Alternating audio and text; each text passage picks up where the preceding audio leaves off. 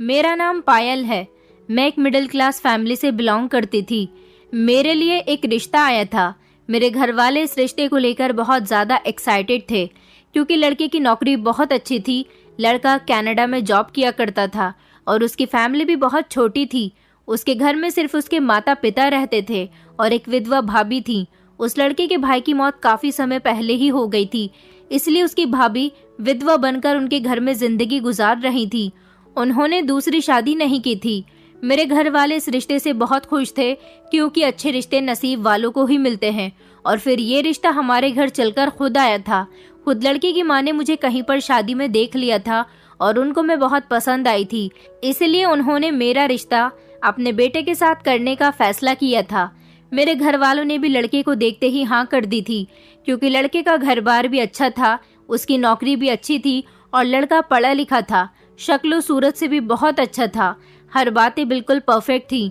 इस तरह मेरी शादी 2 महीने के अंदर अंदर उस लड़के के साथ हो गई थी। मेरे पति का नाम सौरभ था। सौरभ को भी मैं बहुत पसंद आई थी। शादी की पहली रात थी। उन्होंने मुझसे अपने प्यार का इजहार कर दिया था और कहा था कि तुम बहुत खूबसूरत हो, मैं तुमसे बहुत प्यार करता हूँ। मेरे मन में हमेशा यही चाहत रहती थी कि मेरी शादी किसी खूबसूरत लड़की के साथ हो और तुम वही लड़की हो जिसकी मैं हमेशा ख्वाहिश करता था। तुम्हें पाने के बाद मुझे ऐसा लग रहा है जैसे मुझे सारे संसार की खुशी मिल गई है। अपने पति के मुंह से इतनी तारीफ सुनकर मैं मन ही मन में बहुत खुश हो रही थी और अपने आप को सौभाग्यशाली समझ रही थी।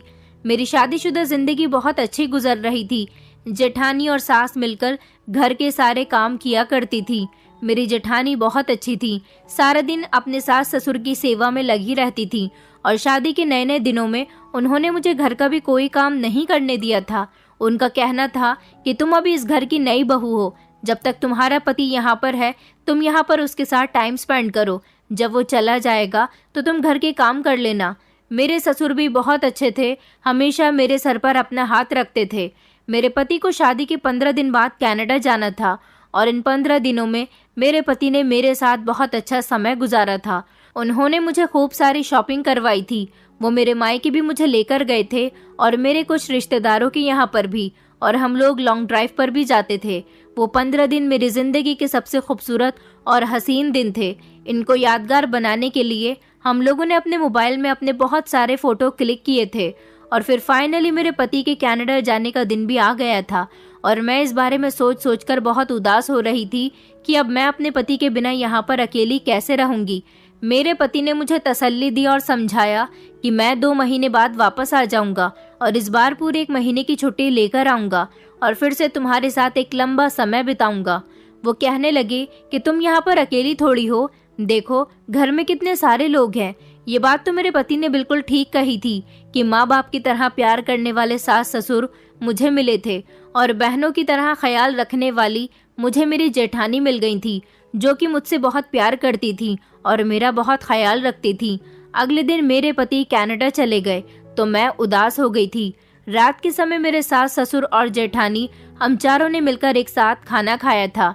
उस दौरान मेरी सास कहने लगी कि बहू, अब सौरभ अपने काम पर चला गया है, अब तुम भी घर गृहस्थी पर ध्यान देना। मुझे अपनी सास की ये बात थोड़ी अच्छी तो नहीं लगी थी, मगर वो बिल्कुल ठीक कह रही थी। जब से मेरी शादी हुई थी मैंने घर के किसी भी काम को हाथ नहीं लगाया था और जाहिर सी बात है अब मेरा पति जा चुका था तो मैं खुद भी घर के काम करने के लिए तैयार थी। मेरी सास को मुझे जताने की जरूरत नहीं थी, मगर क्या कर सकते हैं, सास तो सास ही होती है। मैंने अपनी सास से कह दिया था कि मम्मी जी, मैं कल से जल्दी उठकर घर के सारे काम निपटा लिया करूंगी। खाना खाने के बाद मैं किचन में बर्तन धोने के लिए चली गई। मेरी जेठानी भी मेरे साथ साथ किचन में आकर किचन की साफ सफाई करने में बिजी हो गई थी। इस दौरान हम दोनों आपस में बातचीत करने लगे। मेरी जेठानी कहने लगी कि तुम्हें मम्मी जी की बात का बुरा लगा होगा। मैंने कहा नहीं नहीं भाभी, मुझे बुरा नहीं लगा। और फिर वो कह भी तो बिल्कुल ठीक रही थी, अब घर का काम मुझे भी तो संभालना है। ये सुनकर मेरी जेठानी खामोश हो गई थी और अपने काम में बिजी हो गई। उसके बाद मैं अपने कमरे में आकर लेट गई थी। आज पहला दिन था जो मैं अपने कमरे में अकेली लेटी हुई थी। मुझे अजीब अजीब सा महसूस हो रहा था। अपने पति की कमी भी महसूस हो रही थी और उनकी याद भी बहुत आ रही थी। इसलिए मैंने उनको कॉल करके कुछ देर उनसे बात कर ली थी, मगर मैं सारी रात तो उनसे बात नहीं कर सकती थी। मुझे नींद भी नहीं आ रही थी, इसलिए मैं कमरे में कोई ना कोई काम कर लेती या फिर आकर अपने बिस्तर पर लेट जाती। इस तरह करते करते मुझे रात के 3 बज गए थे, लेकिन अभी तक मेरी आंखों में नींद नहीं थी। मुझे कमरे के अंदर घुटन महसूस हो रही थी, इसलिए मैं अपने कमरे से बाहर निकल गई और सोचा कि छत पर जाकर ताज़ी हवा खा लेती हूँ। वैसे भी गर्मी का समय था और छत पर बहुत अच्छी हवा चल रही थी। जैसे ही मैं अपने कमरे से बाहर निकली तो मुझे अपनी जेठानी के कमरे का दरवाज़ा खुला हुआ दिखाई दिया था। मुझे लगा शायद गर्मी की वजह से वो कमरे का दरवाज़ा खोलकर सो रही होंगी। मैं छत पर आ गई थी और काफ़ी देर तक छत पर ही टहलती रही और मोबाइल यूज़ करती रही। जब मोबाइल इस्तेमाल करते करते मेरी आंखें भारी होने लगी और मुझे लगा कि अब मुझे सो जाना चाहिए, तो मैं छत से नीचे उतर कर आई। मैंने देखा कि इस बार मेरी जेठानी के कमरे का दरवाज़ा बंद था।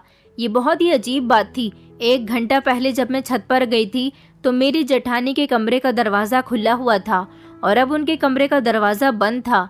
फिर मैंने सोचा कि ऐसा भी हो सकता है कि अब उन्होंने कमरा बंद कर लिया हो, और वैसे भी मुझे इस बात पर ज़्यादा ध्यान नहीं देना चाहिए। कमरे का दरवाज़ा खुला हो या बंद, इस बात से कोई मतलब नहीं बनता। इसलिए मैं अपना सर झटकती हुई कमरे में आकर सो गई थी। सुबह में 7 बजे ही सोकर उठ गई थी और किचन में जाकर मैंने सबसे पहले अपने लिए चाय बनाई। घर के बाकी सब लोग सो रहे थे, इसलिए मैंने नाश्ता करने के बाद अपने कमरे की सफाई लगा ली थी। मेरी सास 9 बजे सोकर उठी थी और ससुर भी अभी तक सो रहे थे। यहाँ तक कि मेरी जेठानी भी अपने कमरे में सो रही थी। लेकिन इतने दिनों से मैं देख रही थी कि मेरी जेठानी सुबह ही 6 बजे उठ जाती थी और घर के सारे कामकाज में लग जाती थी। आज बड़ी अजीब बात थी कि मेरी जेठानी अभी तक सो रही थी। मेरी सास ने मुझे चाय बनाने के लिए कहा था। मैंने अपनी सास के लिए चाय बनाई। आज मैंने पहली बार किचन में कोई काम किया था। मेरी सास को मेरे हाथ की चाय बहुत पसंद आई थी। मैंने अपनी सास से कहा कि मम्मी जी, भाभी की तबीयत ठीक तो है ना? आज वो बड़ी देर तक सो रही हैं।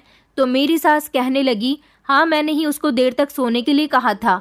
अब घर का कामकाज करने के लिए तुम आ गई हो ना, तो घर के सारे काम तुम ही किया करोगी।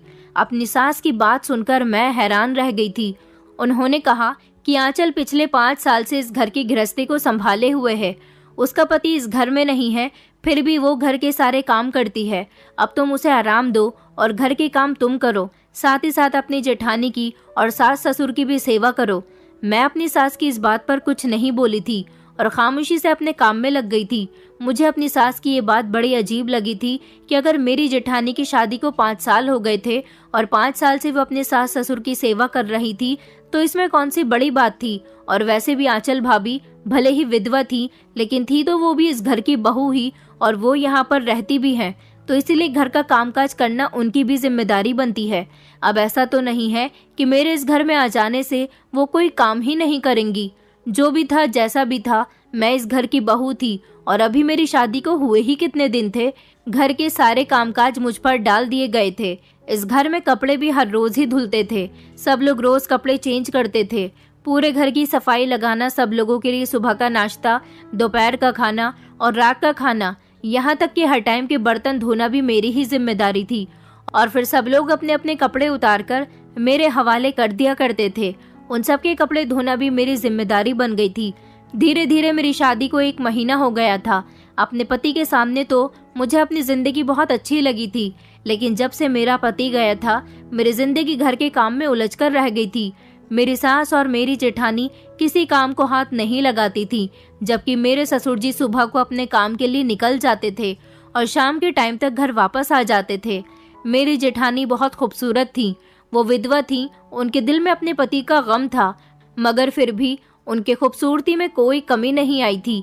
कहते हैं कि जब इंसान सेहतमंद और देखने में अच्छा भला होता है, अगर उसके ऊपर कोई दुख आ जाए तो वो इंसान पूरी तरह से बदल जाता है। मगर मेरी जेठानी तो दिन ब दिन खूबसूरत होती जा रही थी। अब तो वो घर का कोई काम नहीं करती थी तो और ज्यादा खूबसूरत लगने लगी थी। मैं अपनी जेठानी से खूबसूरती में थोड़ी हारती हुई थी। ऐसा नहीं था कि मैं खूबसूरत नहीं थी। हाँ, बस इतना था कि मेरी जेठानी और मेरी खूबसूरती में थोड़ा फर्क था। मैं अपने आप को किसी से कम नहीं समझती थी। मेरा पति मुझे हर रात फ़ोन करता और मेरी खूबसूरती की तारीफ करते करते नहीं थकता था। लेकिन मेरी सास थी जो बार बार मेरी जेठानी की तारीफ मेरे सामने करती रहती थी और मुझे नीचा दिखाने की कोशिश करती थी। मेरी जेठानी भी अपनी सास की बात सुनकर बहुत खुश होती थी। मेरी जेठानी मुझसे अकेले में ऐसे बिहेव करती थी जैसे मेरी सगी बहन हो, लेकिन सास के सामने ऐसे रिएक्ट करती थी जैसे मेरी सास की वो बहू नहीं बल्कि उनकी बेटी हो। हमेशा ही मेरी सास अपनी बड़ी बहू की तारीफ किया करती थी। एक बार मेरी सास ने मुझे गोभी के पराठे बनाने के लिए कहा। मैंने अपनी सास के लिए गोभी के पराठे बना दिए थे। रात के टाइम पर जब हम सब लोग एक साथ खाना खाने बैठे तो मेरी सास ने सारे गोभी के पराठे उठाकर फेंक दिए और कहने लगी कि ये तुमने क्या बनाया है, इसे गोभी के पराठे कहते हैं। मेरी जेठानी सास की तरफ देखकर कहने लगी, अरे मम्मी जी शांत हो जाइए, इतना गुस्सा करना आपकी सेहत के लिए अच्छा नहीं है। जबकि मेरे ससुर भी मेरी जेठानी की हाँ में हाँ मिला रहे थे, मगर मुझे बड़ी शर्मिंदगी महसूस हुई थी। मेरी सास ने सब लोगों के सामने मेरे खाने की इंसल्ट कर दी थी। मेरी सास ने कहा कि इन गोभी के पराठों में बहुत तेज नमक हो रहा है। मैंने जब पराठा चेक करके देखा तो सच में उसमें नमक तेज था। आज मुझसे गलती से नमक तेज हो गया था, लेकिन मेरी सास ने जैसा बिहेव मेरे साथ किया था वो मेरे दिल को बेहद दुख गया था। जिस सास को मैं इतना अच्छा समझती थी वो मेरे साथ बहुत बुरा बिहेव कर रही थी। मैं बुरी तरह से रोने लगी थी। मेरे ससुर ने कहा कि बस बहू, रोना बंद करो और अपने कमरे में जाओ। मैं अपने कमरे में भागकर आ गई थी। मैंने खाना भी नहीं खाया था, लेकिन मुझे आवाज आ रही थी कि मेरे ससुर मेरी साइड से बोल रहे थे और मेरी सास को डांट रहे थे कि तुम्हें बहू को इतना भी जलील नहीं करना चाहिए था। अगर उसने ये सब सौरभ को बता दिया तो वो भी गुस्सा करेगा। मेरी सास कहने लगी, अगर गुस्सा करता है तो करता रहे, उसकी पत्नी भी तो कैसी है। अगर अपनी पत्नी के हाथ का खाना खा लेगा तो कहेगा कि मैंने उसे सही डांट लगाई है। मेरी सास ससुर जी से कहने लगी कि तुम्हें बहू की तरफदारी करने की कोई ज़रूरत नहीं है। मेरे ससुर मेरी सास से बहुत डरते थे और हमेशा उनसे दबकर रहते थे, जबकि मेरी जेठानी कोई काम नहीं करती थी। मेरी सास उनसे कुछ नहीं कहती थी, बल्कि उन्होंने खुद ही मेरी जेठानी से कहा हुआ था कि अब तुम्हारी देवरानी आ गई है तो तुम्हें घर का काम करने की कोई ज़रूरत नहीं है। दोनों सास बहू एक कमरे में बैठकर आपस में बातें करती रहती थी। मेरी सास कहती थी कि मेरी बड़ी बहू बिल्कुल मेरी बेटी की तरह है। मेरे दिल पर इस बात का बहुत एहसास होता था। क्या मेरी सास मुझे अपनी बेटी नहीं मान सकती थी? आखिर मैं उनके साथ कौन सी कमी कर रही थी? घर का सारा काम करती थी और उनकी सेवा में भी कोई कमी नहीं करती थी। फिर भी मेरी सास के लिए मेरी जेठानी ही अच्छी थी। मैं बहुत ज़्यादा रो रही थी। मैंने अपने पति को कॉल करके सब कुछ बता दिया था कि किस तरह से उनकी मम्मी ने मेरे साथ आज बदतमीजी की है। मेरी बात सुनकर मेरे पति ने उसी समय मेरी सास को कॉल करने के लिए कहा था। ये कहकर मेरे पति ने कॉल कट कर दी थी। थोड़ी देर के बाद जब मेरे पति की कॉल आई तो वो मुझे प्यार से समझाने लगे और कहने लगे कि तुम फिक्र मत करो, मैंने मम्मी को समझा दिया है। उन्होंने कहा है कि वो आगे तुम्हारे साथ ऐसा कभी नहीं करेंगी। मम्मी मुझसे इस सब के लिए माफ़ी मांग रही थी। तुम परेशान मत हो, मम्मी ने मुझे भरोसा दिलाया है कि वो आगे कभी ऐसी हरकत नहीं करेंगी। अपने पति की बात सुनकर मेरे चेहरे पर थोड़ी मुस्कुराहट आई थी और मैंने अपने आंसू साफ किए थे, मगर मेरे पति की अगली बात ने मुझे सोच में डाल दिया था। मेरे पति ने कहा कि देखो पायल, ससुराल में ऐसी छोटी मोटी बातें तो होती ही रहती हैं, लेकिन तुम्हें भी बर्दाश्त करनी चाहिए थी। मुझे तुम्हारी ये बात अच्छी नहीं लगी कि तुमने मेरी मम्मी की शिकायत फौरन ही रोते हुए मुझसे कर दी। मम्मी भी मुझसे इस बात को कह रही थी कि ये तो हमारे घर का मैटर है, तुम्हें मम्मी के साथ ही सुलझाना चाहिए था। चलो आज तो तुमसे ये गलती हो गई है और मैंने मम्मी को भी समझा दिया है, मगर आगे से ध्यान रहे कि घर के मैटर घर में ही सॉल्व करना। अपने पति की बात सुनकर मैं खामोश हो गई थी और समझ गई थी कि जरूर उनकी मम्मी ने उन्हें कुछ पढ़ा दिया होगा। वैसे भी हर घर की कहानी यही है कि हर बेटा अपनी माँ के पल्लू से बंधा हुआ होता है। मेरा पति भले ही मेरी तरफदारी में बोल पड़ा था, मगर साथ ही साथ उसने मुझे सावधान भी कर दिया था कि आगे से मैं उसकी माँ की शिकायत उनसे ना करूं। मेरी तो समझ ही नहीं आ रहा था कि आखिर इस घर में क्या हो रहा था। जब तक मेरा पति यहाँ पर था तो ये लोग बहुत अच्छे थे, और जिस दिन से मेरा पति यहाँ से गया था इन लोगों का बिहेवियर मेरे साथ पूरी तरह से बदल चुका था। अगले दिन हमारे घर पर पड़ोस की कुछ औरतें आई थी। मैंने देखा था कि मेरी सास रात वाली बात से मुझसे नाराज थी। उन्हें भी यही लगता था कि मुझे उनकी शिकायत अपने पति से नहीं करनी चाहिए थी। वो मुझसे बात नहीं कर रही थी। मेरी जेठानी मेरे सामने अच्छी बनी रहती थी और सास के सामने मुझे इग्नोर किया करती थी। मोहल्ले की कुछ औरतें आईं तो मेरी सास उन औरतों के साथ बैठी हुई बातें कर रही थी। जब एक औरत मेरी जेठानी के बारे में मेरी सास से कहने लगी कि तुम्हारी बड़ी बहू बहुत खूबसूरत है, हम तो तुम्हारी बहू की दाद देते हैं कि अपने सास ससुर की सेवा करने की वजह से इस बेचारे ने अपनी शादी तक नहीं की, बिना पति के ही जिंदगी गुजार रही है। वो औरत मेरी सास का नाम लेकर कहने लगी कि सच में तुम बहुत भाग्यशाली हो जिसे ऐसी बहू मिली है। मेरी जेठानी अपनी तारीफ पर मुस्कुरा रही थी। मैं उन सब के लिए किचन में खड़ी हुई चाय बना रही थी और उनकी बातें मेरे कानों में आ रही थी, जब दूसरी औरत कहने लगी कि तुम्हारी बड़ी बहू तो तारीफ के काबिल है, अब बताओ कि तुम्हारी छोटी बहू कैसी है। तुम्हारी छोटी बहू की शादी को भी 1 महीने से ज्यादा हो गया है। मेरी सास मुंह सिकोड़ते हुए उनसे कहने लगी, क्या बताऊं बहन, हर बहू मेरी आंचल बहू की जैसी नहीं होती। छोटी बहू कहने को तो अच्छी है, मगर उसे अगर किसी बात पर टोक दो तो वो फौरन ही अपने पति से शिकायत लगा देती है। क्या बताऊं तुम्हें, कल रात उसने गोभी के पराठे में इतना तेज नमक कर दिया था कि मेरा तो पराठों को खाकर मुंह ही कड़वा हो गया। मैंने अपनी बहू से सिर्फ इतना कहा था कि इसमें नमक बहुत तेज है, तो पलटकर बहू ने अपने पति को फोन कर दिया और फिर उसका पति मुझसे फोन पर बहुत लड़ा था। हार कर मुझे ही अपने बेटे से माफी मांगनी पड़ गई थी। अपनी सास की बात सुनकर मैं हैरान रह गई थी, जबकि वो औरतें भी मेरी सास से कह रही थी कि तुम्हारी छोटी बहू तो बड़ी ही चालाक निकली। मुझे अपनी सास की बातों पर बहुत गुस्सा आ रहा था कि वो मोहल्ले की औरतों के बीच मुझे बदनाम कर रही थी। मैं भी अपनी सास से कोई बात नहीं कर रही थी। अगले दिन रात को मुझे फिर से नींद नहीं आ रही थी। मैं अपने कमरे से निकलकर छत पर जाने वाली थी और अपने कमरे का दरवाजा बंद कर रही थी, जब अचानक मेरी नज़र जेठानी के कमरे की तरफ गई। ये देखकर मेरे पैरों तले से ज़मीन निकल गई कि मेरे ससुर खामोशी से मेरी जेठानी के कमरे से निकलकर अपने कमरे की तरफ जा रहे थे। अचानक मेरे ससुर की नज़र जब मुझ पर पड़ी तो वो बहुत ज़्यादा घबराए हुए लग रहे थे और फौरन ही अपने कमरे के अंदर घुस गए। आखिर आधी रात के टाइम पर मेरे ससुर का मेरी जेठानी के कमरे में क्या काम था? मैं तो चौंक कर रह गई थी। और फिर मेरे ससुर इतनी खामोशी से चोरों की तरह मेरी जेठानी के कमरे से क्यों निकल रहे थे और मुझे देखकर क्यों घबरा गए थे? मेरी तो कुछ समझ ही नहीं आ रहा था। मैं छत पर चली गई थी और काफी देर के बाद अपने कमरे में आई थी। अगले दिन शाम का टाइम था, जब मेरी सास कहीं पर जा रही थी। वो अपने पति के साथ घर से निकली थी। उन्होंने इस बारे में मुझे कुछ नहीं बताया था कि वो कहाँ जा रही है, जबकि मेरी जेठानी को उनकी हर बात के बारे में पता होता था। रात के लिए खाना बनाना था और मेरी समझ नहीं आ रहा था कि मैं क्या बनाऊं। मैं ये सब कुछ सोच ही रही थी कि अचानक मेरी जेठानी कमरे में आ गई। मैंने सोचा क्यों ना मैं रात के खाने के बारे में अपनी जेठानी से ही पूछ लेती हूँ कि क्या बनाना है। मैंने अपनी जेठानी से पूछा था कि भाभी रात को खाने में क्या बनाऊं? तो पहले तो वो सोचने लगी और फिर सोचकर कहने लगी कि अच्छा एक काम करो, आलू पालक की सब्जी बना लो। घर में सब लोग आलू पालक बहुत शौक से खाते हैं। मैंने कहा अच्छा ठीक है, मैं रात को आलू पालक की सब्जी ही बना लूंगी। मैं खाना बनाने में बिजी हो गई थी। मेरे ससुर शाम के टाइम पर घर आ गए थे। मैं किचन में थी और मेरी जेठानी आंगन में अपने बाल सुखा रही थी। गर्मी ज्यादा होने की वजह से वो शाम के टाइम पर नहाकर निकली थी। मैं अचानक किचन से बाहर आंगन की तरफ गई थी। मेरे ससुर को जब मैंने देखा कि वो घर पर आ गए हैं तो मैं उनके लिए किचन में चाय बनाने के लिए चली गई। मैं चाय की ट्रे हाथ में लेकर अपने ससुर के कमरे की तरफ जा ही रही थी, तभी अचानक मेरी जेठानी ने आकर मुझे रोक लिया और कहने लगी कि पायल तुम कहाँ जा रही हो? मैंने कहा भाभी मैं पापा जी को चाय देने के लिए जा रही हूँ।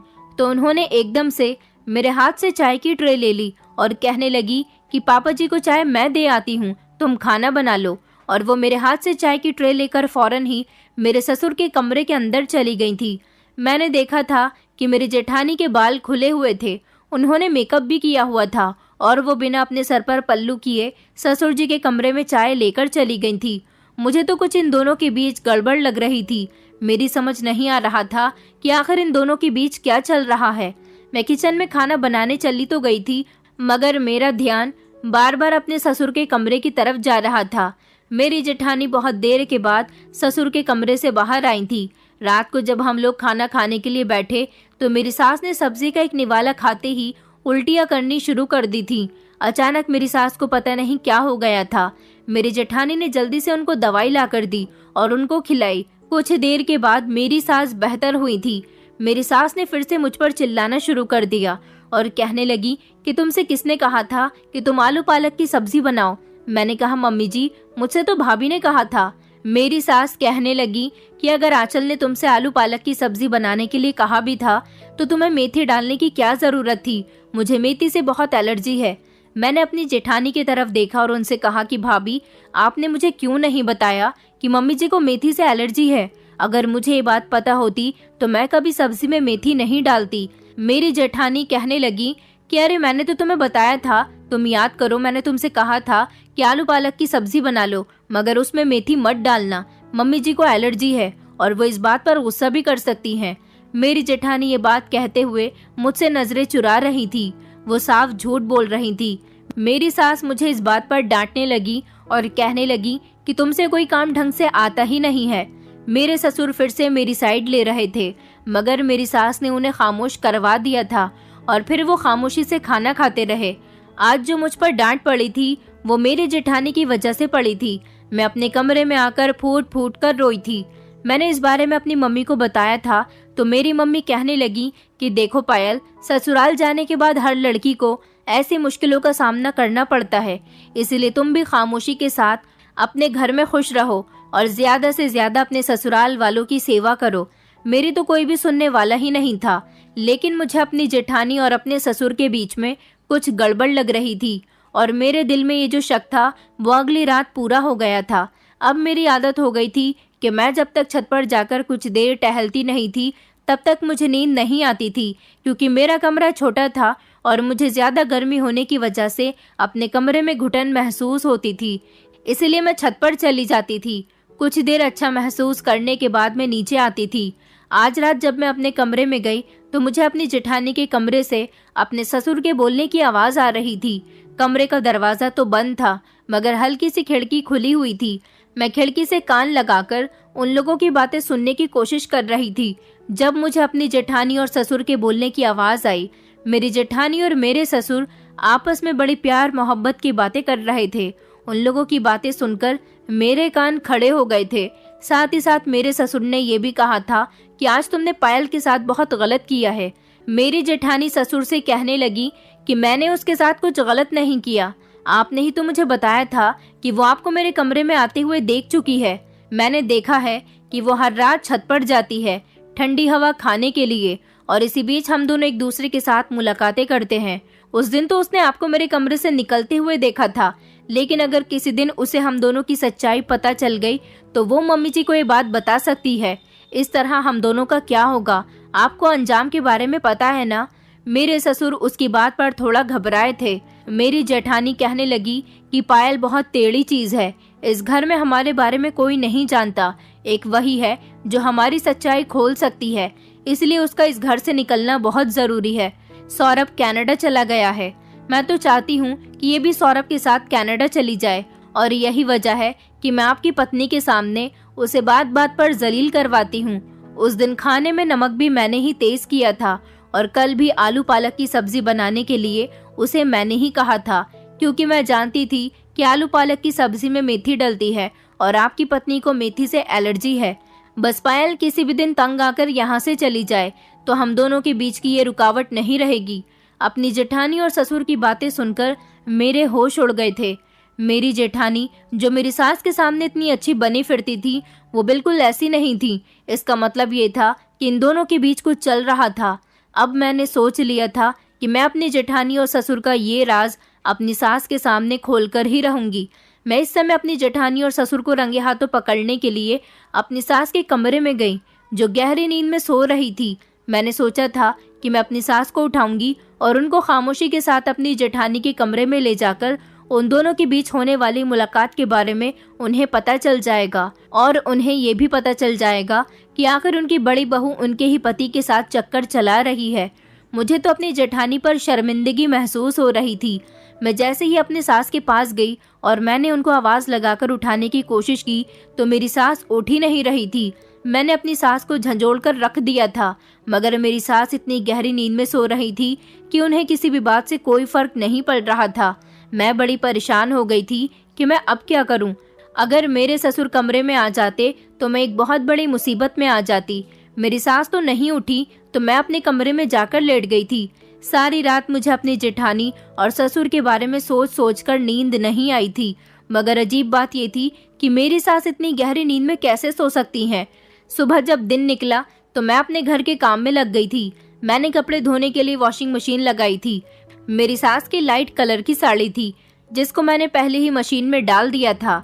कोई रंगीन कपड़ा इसीलिए नहीं डाला था कि कहीं मेरी सास की साड़ी खराब न हो जाए, और मशीन चलती हुई छोड़कर मैं अपने काम में बिजी हो गई थी। जब थोड़ी देर के बाद मैं वॉशिंग मशीन के करीब पहुंची तो ये देखकर मेरे होश उड़ गए थे कि वॉशिंग मशीन के अंदर रंगीन कपड़े पड़े हुए थे और मेरी सास भी वहां पर आ गई थी। मेरी सास जोर जोर से चिल्ला रही थी कि तुमने मेरी नई साड़ी खराब कर दी। मगर मुझे अच्छी तरह से याद था कि मैंने अपनी सास की ही साड़ी पहले धोने के लिए डाली थी और उसके साथ कोई दूसरा कपड़ा इसीलिए नहीं डाला था कि उसका कलर मेरी सास की साड़ी पर लग सकता था। मेरी सास ने आज भी मुझे बहुत उल्टी सीधी बातें सुनाई थी। मैं उनकी सारी बातों को आज बर्दाश्त कर गई थी क्योंकि मैं समझ गई थी कि ये मेरे साथ किसने किया है। मेरी जेठानी मुझे इस घर से निकलवाना चाहती हैं ताकि उसका राज किसी और के सामने न आ जाए। मैंने इस बारे में अपने पति को बताया कि तुम्हारे पिता और तुम्हारी भाभी का अफेयर चल रहा है। वो दोनों आधी रात में एक दूसरे के साथ मुलाकातें करते हैं। ससुर जी भाभी के कमरे में जाते हैं और वो दोनों न जाने कमरे के अंदर क्या करते हैं। मेरे पति ने मुझे फोन पर ही बहुत डांटा था। उन्हें मेरी बात पर यकीन ही नहीं आ रहा था और वो कह रहे थे कि पहले तो तुम मुझसे मेरी मम्मी की शिकायत करती थी और अब तुम मेरे पापा और मेरी भाभी की भी शिकायत कर रही हो। आखिर तुम चाहती क्या हो? मैंने अपने पति को बताया कि आपकी भाभी मुझे आपकी माँ की नज़रों में गिराना चाहती है और वो मुझे इसलिए तंग कर रही है क्योंकि मैं यहाँ से चली जाऊँ और वो दोनों खुलकर अय्याशी कर सकें। मेरे पति ने उल्टी सीधी बातें सुनकर फ़ोन कट कर दिया था। मेरी समझ नहीं आ रहा था कि मैं क्या करूं। अब मैंने सोच लिया था कि मुझे रात को सावधान रहना होगा। मुझे रातों को सोना नहीं है और जागकर अपनी जेठानी और अपने ससुर पर कड़ी नज़र रखनी है। मेरे पति के 2 महीने कनाडा में रहते हुए पूरे हो गए थे।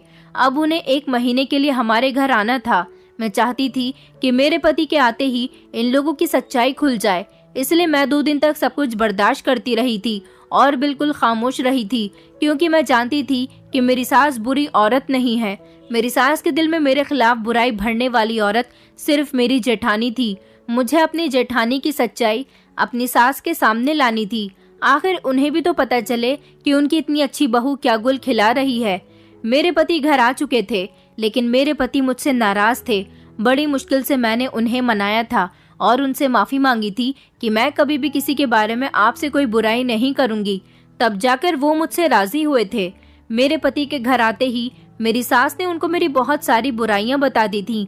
उनके पीछे घर में जो कुछ भी हुआ था सब कुछ मेरी सास ने उन्हें बता दिया था और साथ ही साथ उनसे ये भी कहा था कि हमारे घर की सुख शांति तुम्हारी पत्नी के आ जाने के बाद खत्म हो गई है, इसीलिए अगली बार जब तुम कनाडा जाओ तो इसे भी अपने साथ लेकर जाना। मैंने अपने पति की नज़रों में अच्छी बनने के लिए अपनी सास से कहा था कि मम्मी जी, मैं आपसे माफ़ी मांगती हूँ। आज के बाद मैं ऐसी कोई गलती नहीं करूँगी। मेरी वजह से आपको कोई परेशानी नहीं होगी। मेरी सास मुझसे नाराज तो थी लेकिन उस दिन उनका मूड थोड़ा ठीक हो गया था। मेरे पति को भी ये बात अच्छी लगी थी कि मैंने अपनी सास से माफ़ी मांग ली। मेरे लिए ऐसा करना ज़रूरी था क्योंकि मुझे अपने ससुर और जेठानी की सच्चाई सबके सामने लेकर आनी थी। अगले दिन मैं सुबह के टाइम पर फर्श की सफाई लगा रही थी। कूड़ा डालने के लिए जैसे ही मैंने डस्टबिन खोला तो डस्टबिन के अंदर दवाई का एक रैपर पड़ा हुआ था जो मुझे बड़ा ही अजीब लग रहा था। मैंने अपनी सास की दवाइयाँ देखी हुई थी। मेरी सास को डायबिटीज़ थी जबकि मेरे ससुर बिल्कुल फिट थे। उनको कोई प्रॉब्लम नहीं थी और ना ही घर में किसी और का इलाज चल रहा था। मैंने वो रैपर उठाकर देखा तो वो मुझे डायबिटीज़ का नहीं लग रहा था, बल्कि ये देखकर मैं दंग रह गई थी कि वो स्लीपिंग पिल्स का रैपर था। आखिर नींद की दवाइयाँ घर में कौन ले रहा था? मैं इस बात पर अपना दिमाग लड़ा रही थी। तभी अचानक मेरा ध्यान उस दिन की बात पर गया जब मैं अपनी सास को बार बार जगाने की कोशिश कर रही थी। इसका मतलब ये था कि ये दवाइयाँ मेरी सास ही ले रही हैं और उस दिन भी उन्होंने नींद की दवाई ली हुई थी जब वो मेरे बार बार उठाने पे भी नहीं उठ रही थी। मैंने बातों ही बातों में अपने पति से पूछा था कि क्या मम्मी जी नींद की दवाइयाँ लेती हैं, तो मेरे पति ने बताया था कि नहीं, उनकी तो सिर्फ डायबिटीज़ की दवाई चल रही है।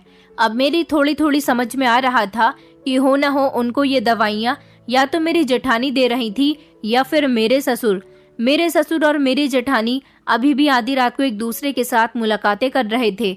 जब से मेरे पति घर आए थे मैं छत पर नहीं जाती थी और मेरी सास भी नींद की दवाई लेकर गहरी नींद में सो जाती थी।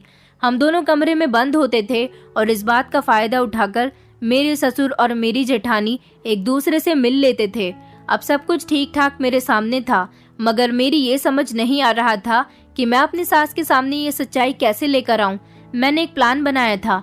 मैंने अपने पति और अपनी सास से कहा था कि मेरे मायके वालों ने हमारे पूरे घर को इनविटेशन दिया है, उन्होंने हमें खाने पर बुलाया है। मैं जानती थी कि मेरी जेठानी मेरे मायके कभी नहीं जाएंगी, क्योंकि मेरी जेठानी घर से बाहर कभी निकलती ही नहीं थी। अगले दिन मैं अपने पति, अपनी सास और ससुर के साथ अपने मायके चली गई थी। रात को हम लोगों ने देर से खाना खाया था ताकि हमें देर हो जाए। मेरा मायका मेरे ससुराल के घर से बहुत दूर था। हम लोगों के पास अपनी गाड़ी भी नहीं थी। हम लोग ऑटो से मेरी ससुराल पहुंचे थे। रात के 11 बज रहे थे जब मेरी सास ने घर चलने के लिए कहा। मैं अपनी मम्मी को अपना पूरा प्लान बता चुकी थी। मेरी मम्मी मेरे प्लान में शामिल हो गई थी और मेरा साथ दे रही थी। इसलिए मेरी मम्मी ने मेरे पति और मेरी सास को आज रात रुकने के लिए कहा था। उन्होंने कहा था कि आप लोग कल सुबह चले जाइएगा, और वैसे भी सवारी की भी परेशानी होती है, इतनी रात को आप लोगों को कोई ऑटो भी नहीं मिलेगा। रही मेरे ससुर की बात, मेरे प्लान के मुताबिक उन्होंने हमारे घर पर रुकने से साफ इनकार कर दिया था और उन्होंने मेरी सास से कहा था कि तुम लोग यहाँ रुक जाओ, कल सुबह आराम से आ जाना। उनका इतना कहने का मकसद यही था कि वो आराम से जेठानी के साथ मुलाकात कर लेते। मेरी मम्मी और मेरी भाभी ने मेरी सास और पति से बहुत जिद की थी रुकने के लिए, तो इसीलिए वो लोग हमारे घर पर रुक गए थे। मेरे ससुर को मेरा भाई अपनी बाइक पर घर छोड़ने के लिए चला गया था। आज रात मेरी जेठानी और मेरे ससुर का रास्ता पूरी तरह से साफ था, मगर वो लोग नहीं जानते थे कि वो लोग मेरे प्लान में बुरी तरह से फंस चुके हैं। अभी तो ज्यादा टाइम नहीं हुआ था। मुझे बड़ी बेचैनी के साथ रात के 3 बजने का इंतजार था। आज मेरी सास भी कह रही थी कि ना जाने क्यों आज मुझे नींद नहीं आ रही है। वैसे तो मैं जल्दी ही सो जाती हूँ। रात के 3 बजने ही वाले थे जब मैंने अपनी सास और अपने पति को ये बात बता दी कि भाभी और पापा जी का आपस में अफेयर चल रहा है। मेरी ये बात सुनकर मेरी सास और मेरे पति को यकीन नहीं आया था, जबकि मेरा पति मुझ पर बहुत गुस्सा करने लगा और धीमी धीमी आवाज में इसीलिए बात कर रहा था क्योंकि मेरे घर वालों को ये बात पता न चल जाए कि वो मुझसे लड़ रहा है। मेरी सास ने भी मेरे पति से कहा कि देखो, मैंने तुमसे कहा था ना कि तुम्हारी पत्नी बहुत चालाक है, अपने ससुर पर इल्जाम लगा रही है। मैं जानती थी कि ये लोग मेरे बारे में इसी तरह की बातें करेंगे, इसलिए मैंने उनसे कहा था कि अगर आप लोगों को मेरी बात पर यकीन नहीं आता तो आप लोग मेरे साथ अभी और इसी वक्त घर चलें, क्योंकि ये दोनों आधी रात के समय ही एक दूसरे से मुलाकातें करते हैं। मैंने अपनी सास को ये भी बता दिया था कि आपको नींद की दवाई दी जाती है ताकि आप गहरी नींद में सो सकें और मेरे ससुर आराम से कमरे से निकलकर जेठानी के कमरे तक पहुंच सकें। मैंने वो दवाई वाला रैपर भी अपनी सास को दिखाया था और कहा था कि आपको ये दवाई ही दी जाती है। मेरी सास उस दवाई को पहचान तो नहीं सकी थी क्योंकि उन्हें दवाई रात को दूध में मिलाकर दी जाती थी, लेकिन आज मेरे पति ने कह दिया था कि अगर ये बात झूठ हुई तो मैं तुम्हें डिवोर्स दे दूंगा। मैं भी इस बात पर पक्की बन गई थी। मैंने कह दिया था कि जब आप एक बार अपनी आंखों से मेरे साथ घर चलकर सब कुछ देख लोगे तो आप जैसा कहोगे मैं वैसा ही करूंगी। मेरे पति और मेरी सास हम तीनों ही उसी समय घर से निकल गए थे और पूरे आधे घंटे बाद जब हम लोग अपने घर पहुंचे तो बड़ी खामोशी से पहुंचे थे। घर की चाबी मेरे पति के पास होती थी। मैंने अपने पति से कहा था कि खामोशी के साथ ताला खोलना ताकि किसी को हमारे आने की खबर न हो। मैं अपनी सास और पति को लेकर जैसे ही घर के अंदर दाखिल हुई तो मेरी जेठानी और मेरे ससुर के बोलने की आवाज आ रही थी। ये आवाज आज मेरी जेठानी के कमरे से नहीं, बल्कि आज मेरी जेठानी ससुर के कमरे में उनके साथ मौजूद थी। मेरे ससुर मेरी जेठानी को अपनी बाहों में भरे हुए थे और उनके साथ प्यार भरी बातें कर रहे थे और उनसे कह रहे थे कि आज तो ऐसा लग रहा है जैसे तुम ही मेरी पत्नी हो। आज इतने समय के बाद तुम्हें अपने कमरे में देखकर मुझे बड़ी खुशी हो रही है। आज हम लोगों को फुल आज़ादी है। बहू के मायके वालों ने बहुत अच्छा काम किया है कि उन लोगों को अपने साथ ही रोक लिया। ये सारी बातें मेरे पति और मेरी सास खामोशी से खड़े हुए सुन रहे थे। मेरे पति से बर्दाश्त नहीं हुआ तो मेरे पति ने कमरे के अंदर घुसकर अपने पिता का गिरेबान पकड़ लिया, जबकि मेरी जेठानी हैरान खड़ी हुई हम लोगों को देख रही थी और उसकी जुबान पर एक ही सवाल था कि तुम लोग यहाँ क्या कर रहे हो। जब मेरी सास ने उसके मुंह पर थप्पड़ मार दिया और कहा कि घटिया औरत, मैंने तुझे अपनी बेटी बनाया था और तू मेरे ही पति के साथ ये सब कुछ कर रही है। तुझे शर्म नहीं आई? याद में रिश्ते में तेरे पिता समान है और तू इसके साथ रंगरलियां मना रही है। मेरे पति ने भी मेरे ससुर से सवाल किया था कि आखिर ये सब क्या हो रहा है और कब से चल रहा है। फिर वही हुआ जो मैंने सोच रखा था। मेरे ससुर ने सब कुछ अपने मुंह से उगल दिया। मेरे पति और मेरी सास के बीच सारी सच्चाई आ गई थी। जिस दिन से मेरे जेठ की मौत हुई थी उसके बाद से ही मेरी जेठानी किसी के साथ अपनी हवस पूरी करने के लिए तड़प रही थी, इसलिए उसने मेरे ससुर पर डोरे डालने शुरू कर दिए। मेरी जेठानी का इस दुनिया में कोई नहीं था, इसलिए वो कहीं नहीं जा सकती थी। मेरी जेठानी बेहद खूबसूरत थी। मेरे ससुर ने उसे अपने काबू में कर लिया और उन लोगों ने मेरी सास को नींद की दवाई देना शुरू कर दी और वो दोनों आधी रात के बीच एक दूसरे के साथ मुलाकातें करते थे। मेरी सास के दिमाग में कहीं ये बात न आ जाए कि वो मेरी जेठानी की दूसरी शादी कर दे। मेरी जेठानी दूसरी शादी नहीं करना चाहती थी क्योंकि उसकी जिंदगी यहाँ पर बहुत अच्छी गुजर रही थी, इसलिए उसने मेरी सास को अपनी बातों में लगाए रखा और मेरी सास की फेवरेट बन गई ताकि कभी मेरी सास उसको इस घर से निकालने के बारे में सोचे भी ना। मेरा पति तो शुरू से ही कनाडा में रहता था, बस कभी कभी ही अपने घर में आता था, इसलिए उन दोनों के बीच आने वाला कोई नहीं था। जब मेरी शादी हुई और मेरी जेठानी को लगा कि मैं उनकी सच्चाई जान जाऊंगी, इसलिए उसने मेरी सास को मेरे खिलाफ भड़काना शुरू कर दिया और वो बस ये चाहती थी कि मैं किसी भी तरह अपने पति के साथ कनाडा चली जाऊं। यही वजह थी कि मैं अपनी सास के लिए सब कुछ करती थी, मगर फिर भी मेरी जेठानी ही हमेशा उनकी फेवरेट रही थी क्योंकि मेरी जेठानी मेरी सास को मेरी बहुत सारी बुराइयां गिनाती रहती थी और वो जानबूझकर मेरे काम गलत किया करती थी ताकि मेरी सास मुझसे नफरत करने लगे। या तो मेरी सास मुझे इस घर से निकाल दे या फिर मुझे मेरे पति के पास भेज दे। और अब उनकी सारी सच्चाई मेरे पति और मेरी सास के बीच आ गई थी। मेरे पति ने फैसला कर लिया था कि वो इस घर को छोड़कर जा रहे हैं। मेरी जेठानी और मेरे ससुर हाथ जोड़कर सबसे माफी मांग रहे थे, लेकिन मेरी जेठानी और मेरे ससुर मेरी सास और मेरे पति के दिल से उतर चुके थे। मेरी जेठानी ने सब कुछ उन्हें बता दिया था कि मैं गलत नहीं हूँ, बल्कि मेरी जेठानी मेरी गलतियाँ उनके सामने बड़ा चढ़ाकर पेश करती थी। मेरी सास ने मुझसे माफी मांगी थी, मैंने अपनी सास को माफ कर दिया था, लेकिन मेरे पति अपने पिता के साथ नहीं रहना चाहते थे, इसलिए उन दोनों को उनके हाल पर छोड़कर मेरे पति मुझे और मेरी सास को लेकर कनाडा आ गए। मेरे ससुर और मेरी जेठानी का अब क्या हाल है, हम लोग उसके बारे में कुछ नहीं जानते। मेरी जिंदगी यहाँ पर कनाडा में बहुत अच्छी गुजर रही है। मेरी सास जैसी मेरी शादी के शुरू के दिनों में हुआ करती थी, वो अब बिल्कुल ऐसी ही है और मेरी जिंदगी बहुत अच्छी गुजर रही है, जबकि मेरी सास अपने पति की बेवफाई पर बहुत दुखी है और अब बीमार रहने लगी हैं। दोस्तों, उम्मीद करती हूँ आपको हमारी कहानी पसंद आई होगी। कहानी पसंद आई है तो वीडियो को लाइक करें, चैनल पर नए हैं तो चैनल को सब्सक्राइब करें और हाँ, नोटिफिकेशन बेल को जरूर दबाएं ताकि अगली अपडेट सबसे पहले आपको मिले।